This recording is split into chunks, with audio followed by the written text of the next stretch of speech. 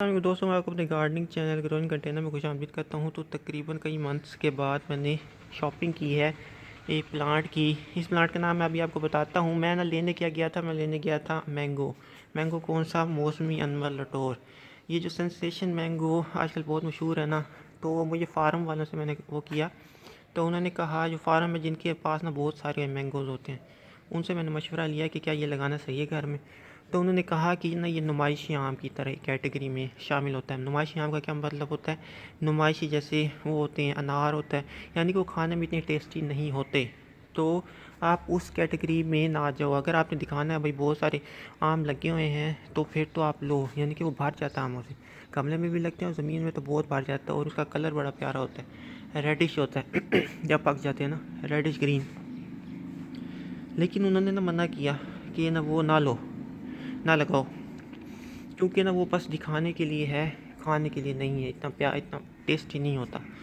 तो वो कहते हैं कि शुगर का कोई मरीज़ है ना, तो वो खा सकता है। तो वो वाला आम मैंने इतना टेस्ट नहीं किया हुआ, लेकिन जो मैंने पूछा जिससे भी, वो कहता है कि वो नुमाइशी आम है।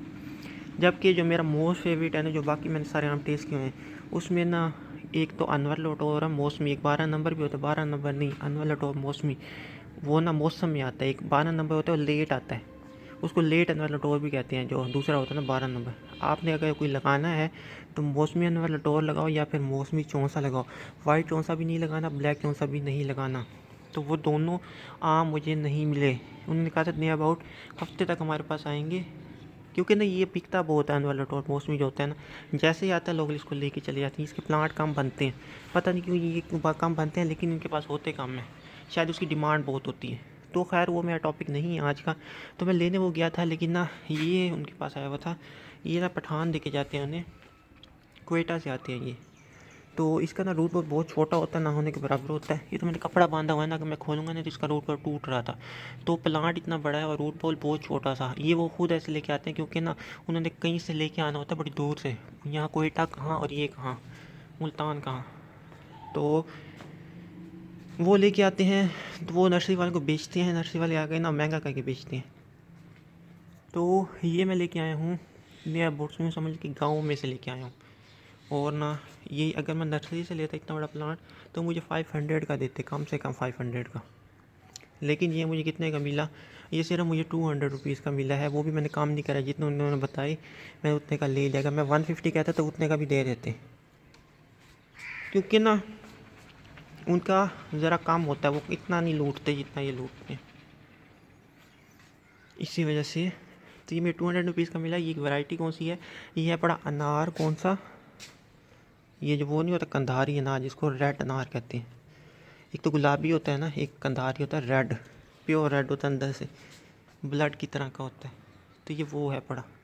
मुझे उम्मीद है कि वही होगा, क्योंकि ना वो जो कोयटा से आते हैं ना प्लांट, वो अलीपुर वाला नहीं लाते। मेरे पास अलीपुर वाला भी है, आपको दिखाता हूँ। तो ये है, ये भी वैसे ही था, ये छोटा था उससे काफ़ी। तो इसकी ना मैंने प्रूनिंग की, इसकी मेरी वीडियो बनी हुई है। जब मैं प्रूनिंग की थी, यहाँ से एक ब्रांच, यहाँ से एक बारीक सी ब्रांच रखी थी, नीचे से मैं इसको काट दी थी। तो इसको मैंने एक ट्री की शेप दे दी थी, लेकिन मैं उसको नहीं दूंगा ट्री की शेप, क्योंकि ना वो फिर मुझे सारा ही काटना पड़ेगा, उसकी ट्रे की शेप बनती ही नहीं है। और मैं इतना वेट नहीं करना चाहता। इसको near about I think so 1.5 साल हो गया अब जाके इसकी शेप बनी है। देखो पूरा एक किस्म का ट्री है, नीचे से खाली है एक तन है, और ये देख रहे हो हिल रहा है।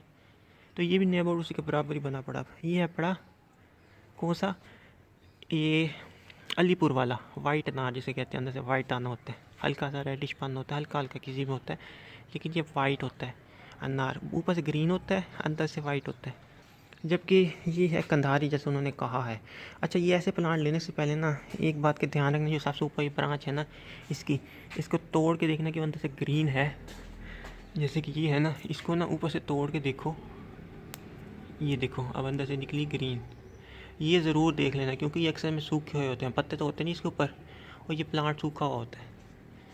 और नीचे से भी कंफर्मेशन कर लो कि आप जो प्लांट ला रहे हो नीचे से भी ग्रीन है, ऊपर से भी ग्रीन है। अगर ऊपर से ग्रीन होगा, वो नीचे से ग्रीन होगा। लेकिन कभी कभी ऐसा होता है कि नीचे से कोई प्लांट की टहनियाँ सूखी हुई होती हैं। इसका सबसे आसान हल क्या है? स्प्रे लो, प्लांट पे ना पानी काटो, पानी डाल। जैसे ही पानी डालोगे, उसका अंदर से हल्का हल्का ग्रीनिश कलर दिखना शुरू हो जाएगा, जो कि मुझे दिख रहा है, कैमरा में नहीं दिख रहा होगा, लेकिन ऊपर से और नीचे में फ़र्क है। तो ये दो तरीके होते हैं पता करने के प्लांट लाइव है। ऊपर ही ब्रांच ज़रूर देखना, क्योंकि ऊपर से कभी कभी आधे सूखे होते हैं। तो ऊपर से एक सबसे ऊपर ही ब्रांच को ना 2-3 ब्रांच को हल्का सा तोड़ के देख लो भाई वो ग्रीन है, नीचे से हल्का सा खुरच के देख लो ग्रीन है, ले आओ, कोई टेंशन की बात नहीं है। अब इतना बड़ा प्लांट लाना क्या वो है इतने छोटे रूट बॉल के लिए। तो अनार ऐसा है जो ना कभी कभी ना झेल जाता है इतना शौक, अनार, ये लोकाट और क्या कहते हैं जापानी फल, ये इतने शौक को ना ये थोड़ा कम झेलता है, लेकिन ये जापानी फल ज़्यादा झेल लेता है। वो इससे भी बड़ा बड़ा प्लांट हो ना, छोटा सा उसका रूट बॉल वो बच जाता है, ये कभी कभी मर जाते हैं। तो इसके चांसेस ये हैं कि यूँ समझ लें कि 50% चांस ये बच जाएगा, 50% चांसेस है ये मर जाएगा, क्योंकि रूट बॉल बहुत छोटा है। अब मैं क्या करूँगा, मैं ना इसका ये तो उतार लूँगा कपड़ा, लेकिन इसके जो ये है ना ये नहीं उतारूँगा, ऐसे ही इसको प्लांट कर दूँगा, क्योंकि इसका ना नीचे से रूट बॉल टूट रहा है।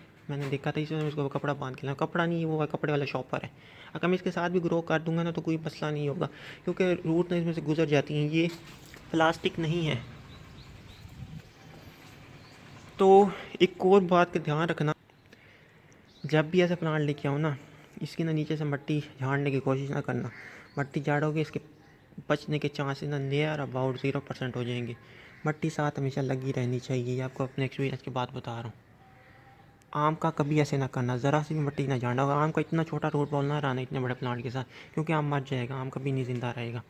ऐसे पौधे ज़िंदा रहते हैं जो अपने पत्ते झाड़ देते हैं, वो ना ज़िंदा रहते हैं। अंगूर अगर ऐसे इतने से रूट बॉल में हो ना इतना बड़ा, वो बच जाएगा, उसे कुछ नहीं होगा, लेकिन आम नहीं बचेगा। तो यही थी कुछ टिप्स। तो अब मैं इसको प्लांट करता हूँ। असल में मेरे पास मिट्टी नहीं है, मिट्टी का भी एक वो बन गया है कि मैंने कुछ इन्फेक्टेड मिट्टी अपनी इस मिट्टी में मिला दी है। तो अभी मैं इसमें नहीं लगाना चाहता, क्योंकि वो मेरे और पौधों में और लग जाएगी। असल में हुआ क्या है कि ना मेरे ना ये जो ये है ना शहतूत ये वाले, ये मैंने कटिंग से ग्रो किए थे, इसमें रूट नॉट्स आ गए हैं, पता नहीं कैसे आए हैं मुझे भी नहीं पता, हालांकि मैंने खुद अपने घर में कटिंग ग्रो की हैं। तो रूट नॉट्स भी बताता जाऊँ आपको क्या होता है। ये मुझे तब पता चला जब मैंने बस में किसी को भेजा था, ये देखो ये होती है नॉट्स।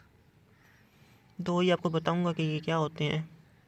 तो उसने मुझे बताया कि तुम्हारे ना प्लांट में रूट नॉट्स आ रहे हैं। तो ये सिर्फ शहतूत में है, इसके साथ ना अंगूर भी पड़े हैं, लेकिन अभी उसमें नहीं है। लेकिन मैं इसको ट्रीट किया, काफ़ी हैवी इंसेक्टिसाइड दिया है इसको। उम्मीद करता हूँ कि अब मर गए होंगे, या इस तरह ना वो होते जाएंगे। अगर ये मर गए हैं ना तो ये आता कहाँ से है, ये अक्सर नर्सरी से आता है। लेकिन अब बहुत से प्लांट इसके रेजिस्टेंट होते हैं, यानी कि उनकी रूट्स में नहीं जाती। छोटा सा कीड़ा होता है जो रूट में घुस जाता है, उसमें ना बॉल बना देता है, और ये क्या करता है पौधे को मरने भी नहीं देता, लेकिन उसको जीने भी नहीं देता। ये गाजर में देखा होगा कभी कभी आपने, ये ज़्यादातर सब्जियों में होती हैं। गाजर में कभी देखा होगा छोटे छोटे ऊपर मोटे मोटे वो बने होते हैं, गोल गोल से। मूली में बने होते हैं, कभी कभी शलजम में बने होते हैं। तो ये वही चीज़ है, यहाँ पता नहीं कैसे आ गई। साथ ही मेरे गुलाब पड़े हैं, लेकिन इनमें भी नहीं आया। लेकिन ना इसकी जड़ें फैली पड़ी हैं सारी यहाँ। तो मैंने यहाँ पे ना 2 दिन पहले हैवी फर्टिलाइज़र इंसेक्टिसाइड दी है। एक तो दीमक में मारने वाला दी है, और ना इमिडाक्लोप्रिड दी है, और फंगिसाइड भी दी है। ये ट्राइकोडर्मा से मर जाता है।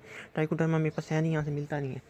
और ना और किससे मरता है, गेंदा। गेंदा अगर लगा दो ना एक एक पॉट में, तो ये ना गेंदे की जड़ों से दूर भागता है। ये वाला कीड़ा ना, ये वर्म्स होता है बहुत ही बारीक, जो आँख से नज़र नहीं आता, तो उससे भी ये मर जाता है। तो वो क्या किया, वो मैंने ना उनको भेजा था, मैंने यहाँ से उठाया मिट्टी झाड़ के मैंने सुबह डाल दी, मुझे तो नहीं पता था अंदर है। इस सारे पे डाल दी मैंने मिट्टी। तो अब वो सारा इसमें मिक्स हो गई है वो वाली मिट्टी, तो इस वजह से मैंने उसमें नहीं फैलाना चाहता अभी। इस पे भी मैंने वैसे काट दिया है इंसेक्टिसाइड, उम्मीद है कि नहीं फैलेंगे। हालांकि मैं सारे एक साथ पड़े हैं, लेकिन मुझे नहीं पता ये कैसे आया, लेकिन आ गया है। तो ये भी एक प्रॉब्लम बनी पड़ी अभी फ़िलहाल, सारे मेरे प्लांट एक साथ पड़े। इनका मैं ट्रीटमेंट ज़रूर करूँगा, क्योंकि अभी इन पर फल लगेगा, और वो लग भी रहा है, जैसे लग जाएगा। देखता हूँ मैं, भी लगा है नहीं, अभी इसमें कोई आसार नहीं है। नज़र आ गया मुझे। ये यहाँ पे एक छोटा सा, आपको शायद ना दिखे, लेकिन मुझे दिख गया है। तो इसमें फल बन रहा है, मुझे पता था इसमें बनेगा फल।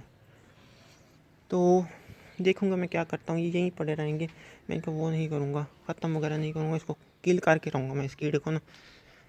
क्योंकि अगर भागता रह गया ना, तो ये किसी और में आ गया, तो फिर मैं ऐसे भागता ही रहूँगा। ये देखो छोटे से रोजेस देख लो, वीडियो बड़ी हो गई है, मैं नहीं करना चाहता।